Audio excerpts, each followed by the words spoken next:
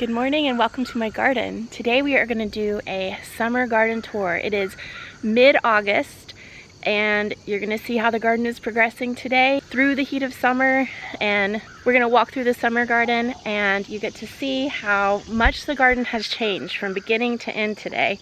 Well, it's not the end. We still have many months of gardening ahead of us, which this time of year is the time of year where I just want to quit gardening. I am burned out.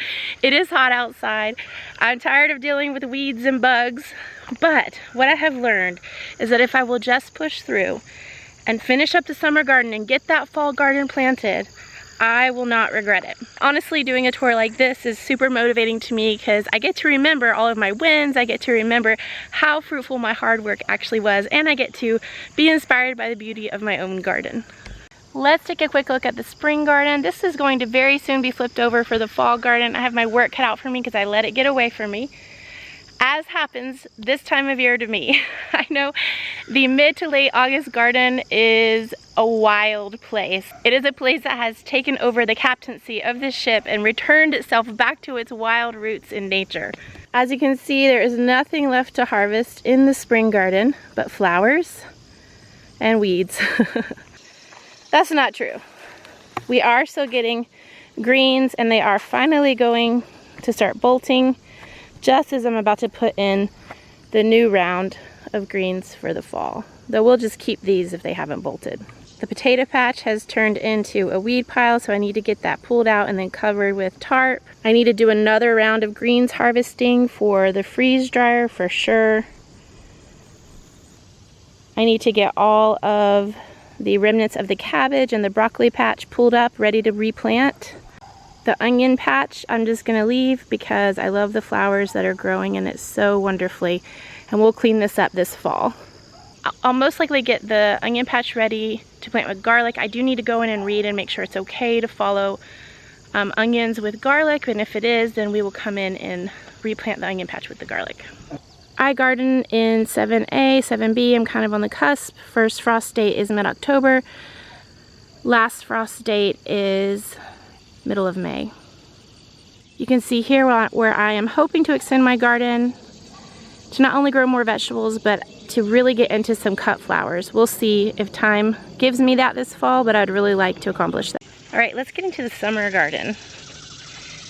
If you remember, I had great ambitions to plant a sunflower row at the edge of my property just to bring in some beauty and some whimsy into my yard, and it has been quite successful.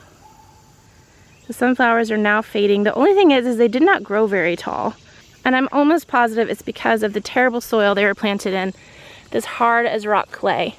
I think considering that that was the soil that they were planted in, it did really, really well. And the fact that the birds and the squirrels obliterated most of the seeds I planted. It worked out quite well. I'm happy with it anyway, and that's what counts, right? I think probably everyone that passes by gets a little smile from these sunflowers. I know I do every time I leave home or come back home. I get quite happy. Isn't that just beautiful? Look at that. There's the seeds. We have been able to cut tons of sunflowers from this patch, gift them, decorate our home with them, just fill ourselves with joy from this patch of sunflowers. Of course, I have some popping up all over the place, and the ones that survived the deer, which isn't that many, have done very well. We got this beautiful stalk here. I love this one here. Don't you just love doing that? Of course, I can save these for next year's sunflowers, or I can just let the birds come and have a heyday with them, which is probably what I'll do. Oh, I wish this one could be seen in her heyday. See how many heads just on that one stalk? I will definitely be saving seed from this one. Let's count.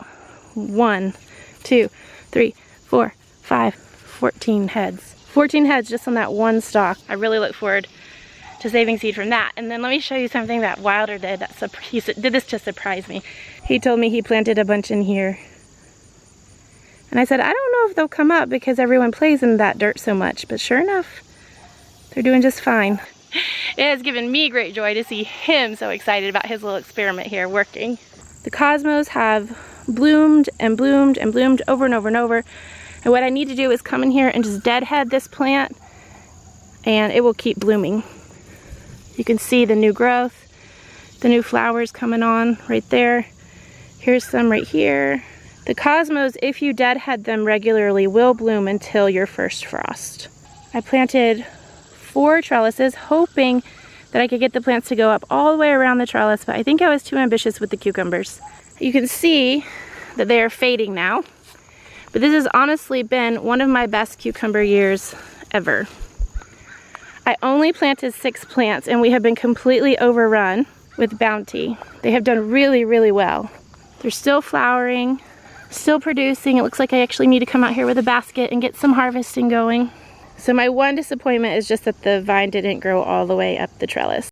I would actually say this has been my most successful cucumber year that I've ever had, because typically my plants die way early and I have to do succession planting in order to get cucumbers through the summer, which sometimes I forget to do that or I just run out of time.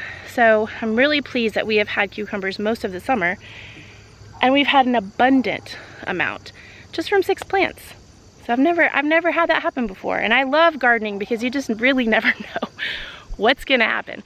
Don't give up on something. If you really wanna grow it a few years in a row and figure it out. And also, just some years are just gonna be lucky years. Some years the weather and the bugs and the diseases, every year is different. And so some years you are gonna have better luck with certain plants than others. All right, here is the sweet potato patch that I was really struggling getting going because the deers were coming in and eating all my plants. I covered everything with all this netting before I went to Alaska because I really wanted to get a sweet potato harvest. And as you can see, it totally worked because my sweet potato plants are now growing all the way out here. They're growing all the way over here, all the way into the basil. I don't even have paths anymore in between them. And that makes me happy because that's exactly what I want to see in my sweet potato patch. We will not harvest these until close to the first frost, even after. We can harvest them after the first frost if the ground isn't frozen. If it's just a light frost, it's really not a big deal. So we will just keep letting these grow even into the fall.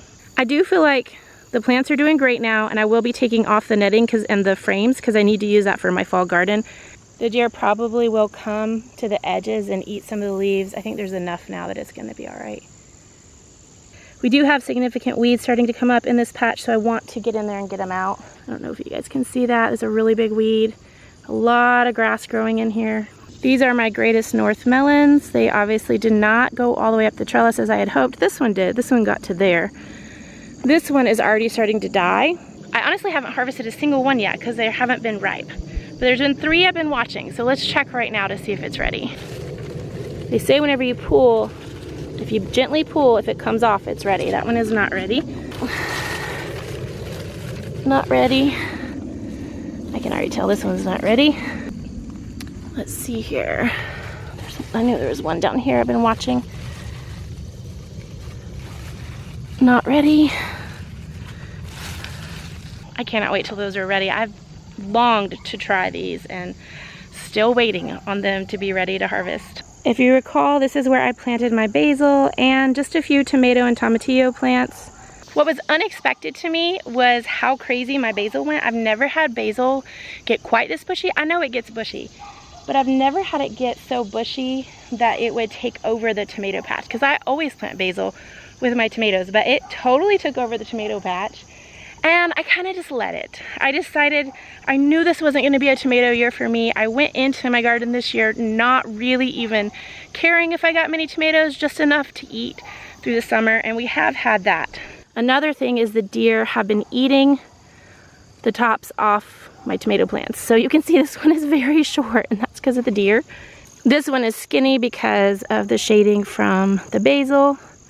But we have been getting some little cherry tomatoes. This sweet little cherry tomato plant is doing great, and we are gonna have some coming in soon. We've already harvested from the bottom of this plant. And though it's a mess and hard to see, I do have tomatoes all the way down, and we have been harvesting off of it almost daily. This beautiful plant coming in right here. This here is Tulsi basil, my favorite basil. I love the way it smells. I love it as a tea. This basil is your typical Genovese basil that is culinary. You can make pesto with this, you can freeze dry this.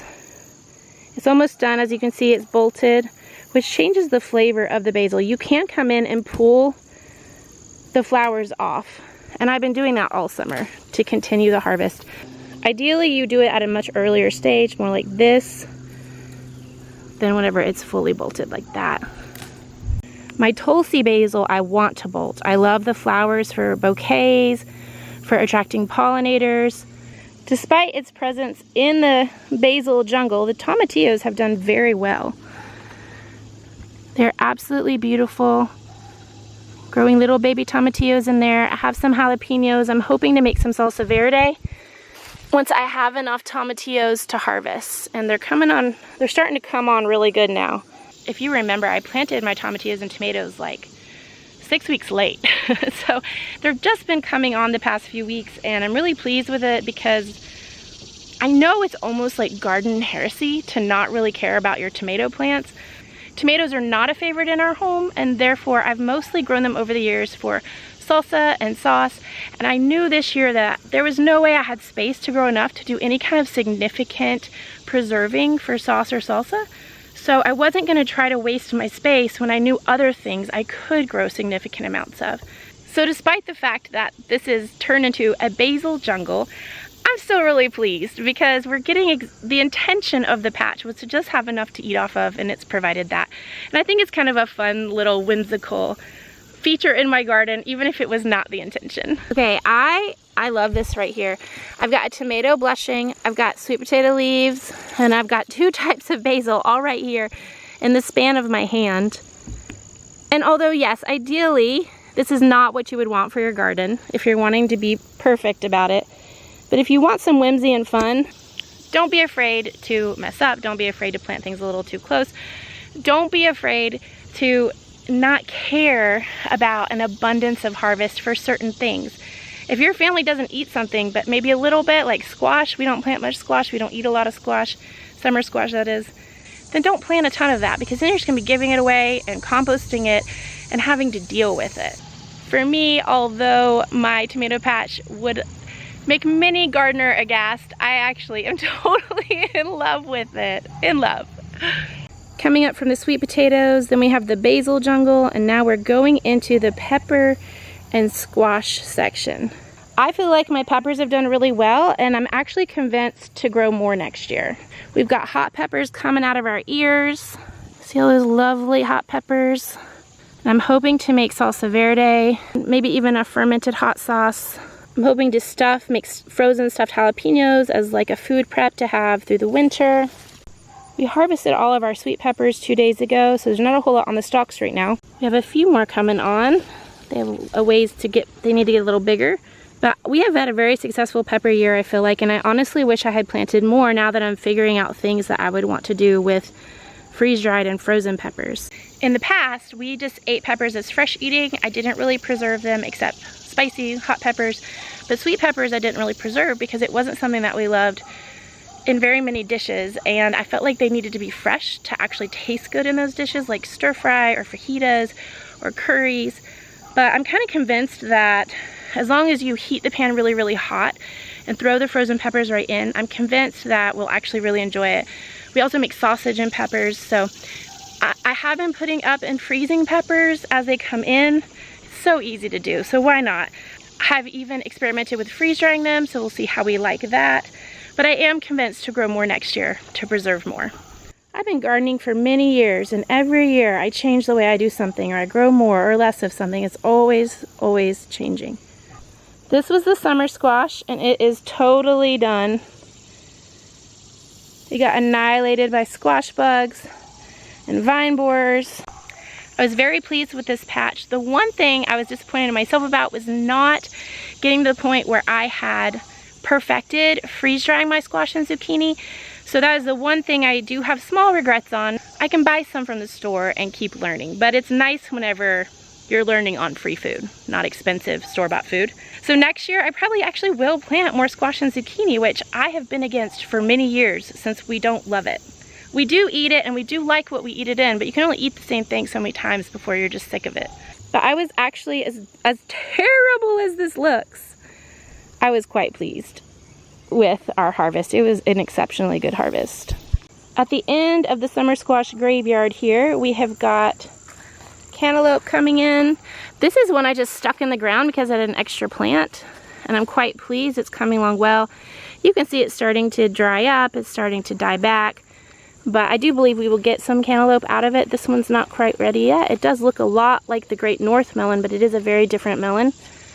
We have tons of them coming in, and although the plant is starting to die back, I really think we're gonna still get quite a few harvested because we still have some time. And also, die. I do think one thing I could have done differently was pulled these out, because as you can see, those bugs are getting into the cantaloupe, and the cantaloupe was thriving. Now that they've moved on because they've eaten every single thing possible from the summer squash, the bugs are going crazy on my cantaloupe. So I think it would be wise to go ahead and pull those out and get them burned probably, or at least just get them rid of so that I can actually get a cantaloupe harvest. Here is the winter squash plot. I didn't plant much, and I kind of regret that now because it did fairly well. There's a cantaloupe. Is it coming off yet? Nope. I planted just a few plants, so considering we even have anything harvestable in here, I'm pretty pleased with. What actually killed a significant portion of these plants was the squash vine borer. It's an evil bug. It is my most loathed bug in the garden because one bug can kill your entire plant very quickly. And that's what happened here. Thankfully though, we still do have a harvest, and I am motivated next year to really get the front, to really work on the soil in the very front of my yard down here at the bottom of the garden and plant as much winter squash as possible all over this section of my yard next year. We have some beautiful spaghetti squash coming on though. A couple of really pretty little pumpkins. I didn't plant any big pumpkins. This is a sugar pie pumpkin, so it's the exact size that it should be. It's not stunted. We have butternut squash coming on. More sugar pie pumpkins ripening. And it looks like a little surprise cantaloupe here. The cantaloupes are tiny. So we'll see if they get bigger and actually ripen. And then a lovely butternut squash hiding there under the Tithonia. As much of a graveyard as this looks, I'm actually quite pleased with the amount of produce this tiny little space provided in such a short amount of time before it got annihilated. Coming to the end of the squash graveyard, we have a forest of Tithonia and zinnias, and this has brought me an immeasurable amount of joy this summer. Even if I did plant my Tithonia too close together, it has turned out beautifully. It has attracted so many butterflies and good pollinators to my garden. It brings me joy. I get to bring flowers in daily to my house from both of these plants, from this beautiful zinnia and from this Tithonia. And seeing my children walk through this just fills me with so much joy. It's so beautiful and like ethereal and romantic when they do it. Like when the babies just walk past this in the garden, makes me so happy. Flowers are not a waste in your garden, and you don't have to have them take up as much space as I did here, but I just wanted to, and so I did. I totally forgot to show you the candy roaster squash. They're huge. Look, here's my hand. And these are actually doing quite well coming out of the squash graveyard. There's quite a few on the vine. I'm excited to try these because these are supposed to be likened to like a sugar pie pumpkin, and yet they provide, I think, quite a bit more meat than one. It is the middle of August, so this tour is now starting to become a very sweaty tour rather than a crisp, beautiful morning tour. Look at this.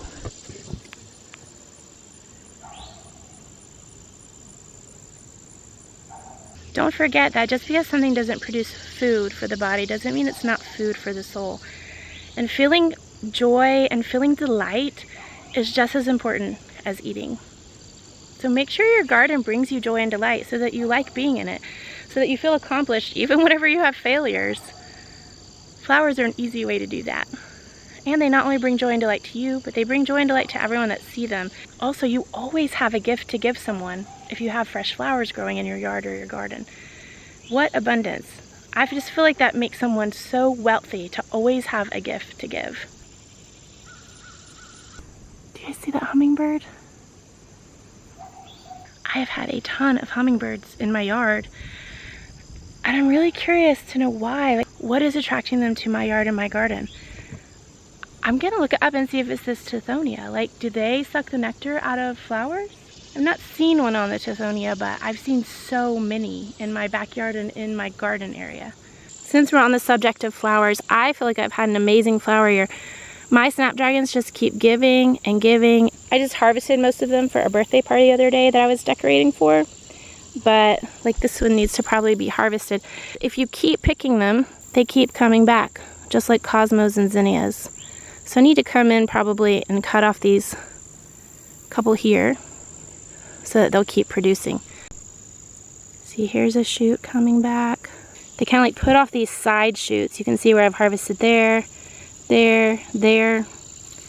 And as you continue to harvest, they just continue to put off side shoots. Here's a side shoot that will turn into a flower. My calendula has done exceptional this year. I really love it. I do need to come in and deadhead this plant. Of course, you can also wait and then save the seeds. These seeds aren't ready to be harvested, but you can see if you wait, you can come in and harvest these for next year, which I probably will do, but not quite yet, because if I deadhead them, they will produce even through my first frost. I highly recommend growing calendula in a garden, not just for attracting pollinators and good bugs and repelling bad bugs, but because it's really medicinal. It's a perfect flower for bouquets. Basically, calendula does everything, so why not grow it? It's so easy to grow. More weeds. The weeds have taken over my paths. Not in there, because that's 6 inches of mulch. But here, where there was just a few inches of mulch, you can see that was not enough to keep the weeds at bay. Coming up from the glory of the squash graveyard and the flowers, we have got the corn patch.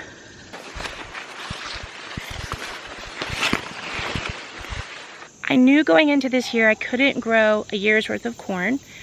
I wasn't even going to try because it would take the amount of space that would need to take up would mean I couldn't grow other things that I really wanted to grow. However, I did want a significant harvest. My corn harvest wasn't great. My ears were kind of small, and I know that that's due to nutrient deficiency in the soil, and probably if I had fertilized, it would have all done fine and produced way bigger ears. However, I didn't fertilize. I will point out that despite the ears being so small, we ate off of it for a couple of weeks, and we even shared and fed friends. So despite the lack of being able to preserve much corn, I think I preserved 2 meals worth. I actually am not that sad about the harvest. It definitely wasn't what I had hoped it would be, but it wasn't a complete bust. And like I say over and over again, gardens are a gracious friend, and they will produce for you. It may not have been as abundant as I had hoped, but it was still very productive, feeding my family and many other families multiple meals, and all of those were pretty big families. I've learned, I know what to do next year. I definitely need to improve my soil, which I already knew that. I honestly didn't expect how incredible my harvests have been this year. I expected most of my harvests to be pretty disappointing this year. With the corn so far being my most disappointing harvest, it was actually still a pretty great harvest. So I feel pleased. I'm quite happy with it and excited to try again next year. That's the great thing about gardening. You always get to do the next year. Coming to the end of the corn, we had one of our mammoth sunflower patches. This is the one that survived the deer. I don't know, I guess they were too scared to come up this high, but it has been a lovely joy sparker. What do people call that? Glimmers nowadays? Instead of triggers, you say glimmers. It's the opposite of a trigger. These have brought me an incredible amount of joy. And as you see, they have produced the seeds, which the birds will soon find. I'm hoping for goldfinches. But soon the birds will find these and come in and grace us with their presence, and it will be really beautiful. In my experience, what'll happen is every time we walk out to the garden, we'll see birds just suddenly explode into flight off of the sunflowers. And it's so pretty. I look forward to watching it. If I had chickens, this would be a fun treat for them. Coming up from the bottom of the summer garden, corn, and then we have our green bean patch. Honestly, this was my worst green bean year ever because the deer were coming in and eating them. Obviously, I did get some. Here's one right here. It's a little far gone. And now the bugs have gotten them. I think the green beans would have done great. They were looking great. They were producing great. I was picking, we were eating. I did get some put up. And then when I was in Alaska, we had a deer onslaught that came in and annihilated the beans. Now, I do have to say, they are growing back. Look at this. This plant was totally annihilated. And now it's growing back. And some little baby beans are growing. So there's hope yet for more green beans through the summer. And we definitely haven't stopped eating them fresh. So, yeah, kind of a bummer. But you win some, you lose some. And I really did want to put up a year's worth of green beans, so I would say that this is probably my greatest disappointment. It is usually my most prolific crop and the one that's very easy for me to grow a year's worth of. But next year I'll figure out a new solution. Maybe even I will have a garden fence by next year. This has been something that has really tickled me, really made me smile, is this trellis here with the yard-long beans. They have done amazing. These ones are a little too far gone to harvest, and therefore I'm just leaving them on because one, I can save the seed. I actually have to see if it crosses with green beans. But I can at least enjoy how pretty it is. Look at it. We harvest from this pretty much every other day, and we get plenty for our dinner. And I just think it is so beautiful. I wish all of my trellises looked like that. They didn't quite make it, the rest of them.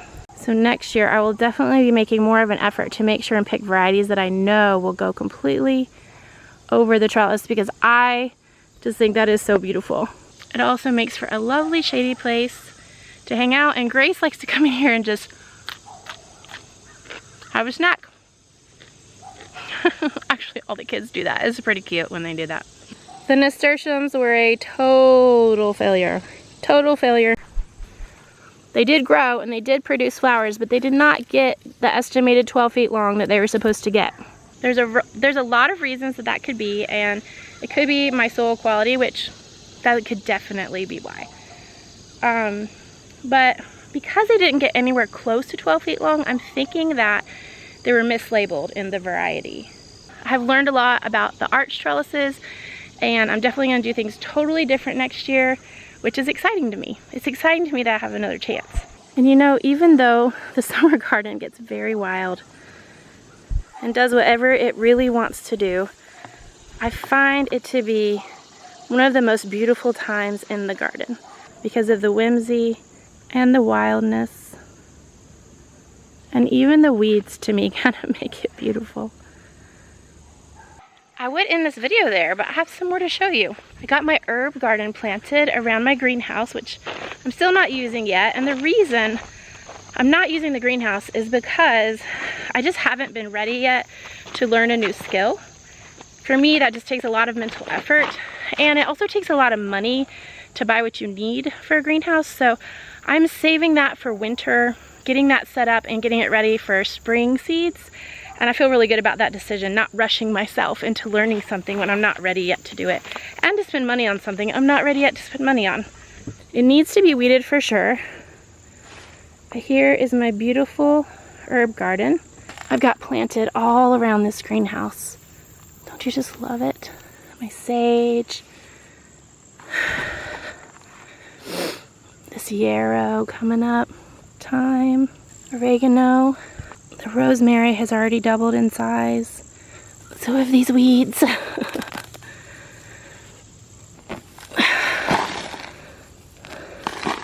I can't remember what this is. I feel like it's foxgloves, but I think I thought it was daisies when I planted it. So I guess we'll find out. With a little bit of weeding and a lot of mulch, this is going to be very, very pretty. I also have my rose campion flowers that survived transplanting. These should be absolutely gorgeous next year whenever they actually bloom and flower. And then, of course, this needs to be weeded and mulched. And then I've got mint growing all around the corners and back sides. And no, I'm not afraid of planting mint. This accidentally got weed-eated, but here it is. Hopefully the vision is that it'll just be crazy with mint all around here and even into the grass. And it'll just be like a mint jungle all around the back edges of this greenhouse. I personally enjoy when mint takes over. I use it in dishes, I use it to make teas, I use it in flower bouquets. It's easy to freeze dry or dehydrate or even just hang up to dry. I love mint, and there's so many different kinds that you you could just plant a different variety every year and have so many different ones. Yeah, don't be afraid to grow mint, but definitely if you don't want it somewhere, don't plant it there. Here are my daughter's green stalks that have kind of come to the end of their own season here. The corn failed in the green stalk, which Jofa was kind of bummed about, but she also just thought it was kind of fun to plant it and see what would happen. The green beans are done that she planted. Even Grace's Tulsi is kind of at the end of its season, but she is getting her first tomato on her little tomato plant planted in a bucket. We have really loved these green stalks, and although they look pitiful now, they did have a peak and they looked absolutely beautiful, and they did provide some food. Mostly they provided fun and education, and I'm sure as we get better at using the green stalks, they will be more prolific. I don't often show this part of the garden in these tours because they get so long, but since I'm only doing the summer garden today, I thought I would go ahead and give you a little tour of how my perennial cottage garden is doing. I feel like it's doing really, really well considering all that it's up against. First of all, this is the soil in the perennial cottage garden. It's basically hard clay. All of the plants that I planted are fighting for nutrients against the river cane that is invasive and completely taking over the whole area. This comfrey has exploded and is doing really, really well. I just planted that a couple weeks ago. We have some daisies coming in, just the plants. Y'all, what do you think this is? Pause the video and go guess, and then I'll tell you. You ready for this? Holy moly, it is so sweet. It's stevia. I tried my hand at growing stevia this year. Now I know you're probably like, why isn't it in the sun? It will be. It's still early enough in the day that this area isn't quite in full sun yet, but it will be very soon. This is a stevia plant. Now, I kind of wonder how big a really healthy plant gets, because I kind of wonder if these are small. The soil here is so bad that most of the plants are growing pretty stunted, but I still think we're gonna have a harvest, and I need to learn what I need to do in order to preserve it or to make it actually into stevia. I'm really excited about this because I don't have any maple trees here, and I don't know yet if I'm going to try to do honeybees. And so this is an alternative of something that you can grow to have sweetener. Pretty neat. Here we've got borage, gomphrena that's really stunted, but it's still pretty. Yarrow that's finally starting to explode. These are black-eyed Susans, and they're really small, which is partly because of the soil, but it's also because I just planted them. This is campanine. This is feverfew. I just planted these, so they're not flowering yet. These are all daisies, all the green you see. I just want it to be a big daisy patch. Back here, we have all sorts of spearmints and mints that I just want to go crazy. A lot of these plants haven't been planted that long. That's why they're small, but also they're stunted because the soil is just so bad. And I'm hoping that since these are all perennials, over the years, as I add amendments to the soil and just keep adding good things to the soil, they'll just start to thrive. Thankfully, perennials are really hard to kill. So even if they grow somewhat stunted, they will over time catch up as you amend the soil. So I have this border of borage all the way down. It should really fill out next year. By the third year, you shouldn't be able to see any of the mulch. We have a coneflower patch back here, which hopefully will live despite the river cane trying to take over. In my experience, if this isn't really filling in and exploding by the third year, I'll have to do something drastic to fix it. But for now, I'm actually quite pleased with how things are doing despite the conditions. This is a type of salvia. We have monarda, we have bee balm here. It's pretty stunted. Bee balm gets really tall usually. All sorts of salvias planted, all different colors. That's salvia. That's also salvia. Interplanted among everything is yarrow because I love it. Here we have a coreopsis. It'll be a yellow flower if it ever gets enough nutrition to bloom. More yarrow, another kind of salvia, another kind of salvia, more comfrey, foxgloves. We've got lots of sage over here and some mums down here at the very corner. And I know it doesn't look like much, but one day you'll be amazed at what it has become. Well, everyone, thank you for joining me for this mid-August garden tour, and watch for more coming because the fall garden is going in, the summer garden is going out,